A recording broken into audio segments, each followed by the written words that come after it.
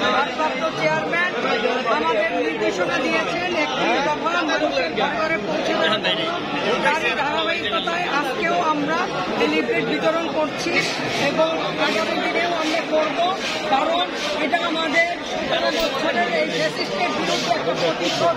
আমাদের এই 31 দফা বাস্তবায়নের জন্য আমরা মানুষের ঘরে ঘরে করছি এবং তাদের কাছে আমরা এই 31 দফার ব্যাখ্যা বুঝিয়ে দেওয়ার চেষ্টা করছি।